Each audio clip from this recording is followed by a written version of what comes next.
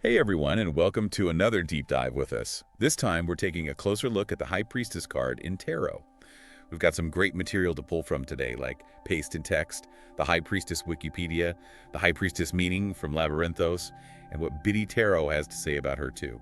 Oh, the High Priestess, she's a fascinating one. So much to unpack there. Right. It feels like every time you look at the card you see something new. So for those tuning in, why do you think the High Priestess draws so much attention? What is it about her that makes people want to understand her better? It's that air of mystery, isn't it? Like she's holding all these secrets, just waiting for us to unlock them. Totally.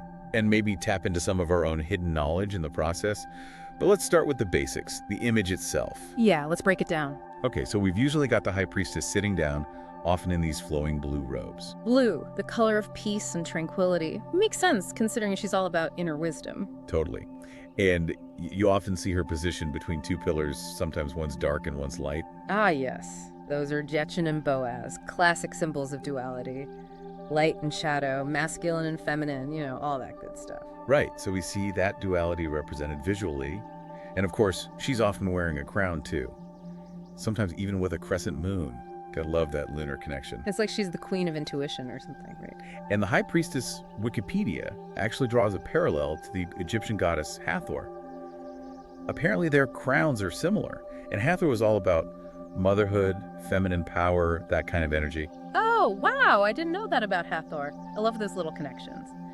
And while we're on the subject of symbolism, we have to talk about that veil behind her. So often, it's decorated with pomegranates. Always makes me think of Persephone. Oh, totally. And both Labyrinthos and Biddy Tarot mention that connection too. Persephone's tied to abundance, rebirth, those cycles of life, death, and renewal. So those pomegranates, they're not just pretty decorations, they're adding another layer of meaning to the card. Exactly. And what about that scroll she's often holding, the one labeled Torah? What do you make of that? Oh, that's a good one. It seems like it could represent divine law, or maybe just ancient wisdom in general, something the High Priestess embodies. Like, she has access to knowledge that's maybe hidden from us. I like that access to hidden knowledge. It really fits with her whole vibe, Okay, so we've talked about all the visuals, but what does it all mean? What is the High Priestess actually trying to tell us?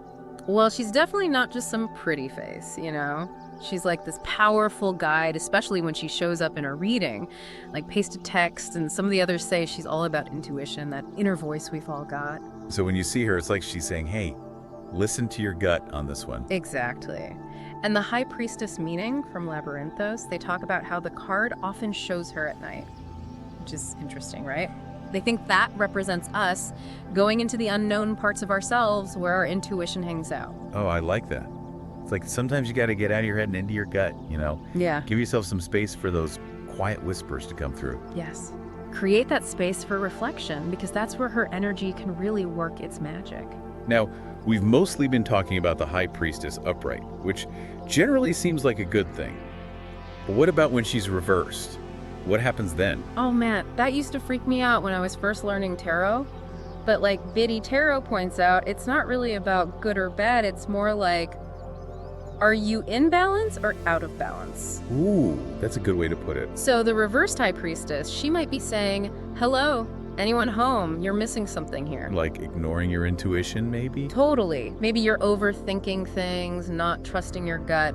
Or maybe, and this is a big one, maybe you're not being honest with yourself about something. Ooh, that's deep. And pasted text even mentions secrets with the reverse High Priestess, like they're either being kept or coming out. Right, like are you keeping secrets from yourself, burying something you need to deal with? Okay, so we've been getting deep into symbolism and interpretations, but how do we actually, use this information in our lives? What's the takeaway here? That is the question, isn't it? But luckily, our sources offer some practical advice, like Labyrinthos suggests that when you're making a big decision, don't get stuck in your head about it. Don't be afraid to check in with your intuition. What does your gut say? Because sometimes the right answer isn't the most logical one on the surface. Exactly. Sometimes your intuition just knows things that your brain hasn't caught up with yet. And I feel like Biddy Tarot would agree with that, right? Since they emphasize that the High Priestess is all about balance. 100%. So if something feels out of whack in your life, if you're feeling off center, a Biddy Tarot would probably say that's the High Priestess, giving you a little nudge like, hey, pay attention to me, what's going on in that heart of yours. I love that. It's like she's reminding us to create space for those intuitive whispers. Yes. Create that space, whether it's meditation, being out in nature, whatever helps quiet the noise and allows you to go inward. Because honestly, finding those practices that work for you can make all the difference. Seriously, it's like creating a life that supports your intuition, you know? Yeah. And maybe even helps amplify those messages when they come through. This has been a fascinating deep dive into the High Priestess. Thank you for joining us as we explore the mystery, the symbolism, and the practical wisdom of this incredible card. It's been my pleasure. She's definitely a card that keeps on giving. The more you study her, the more you realize how much depth there is to her. Absolutely.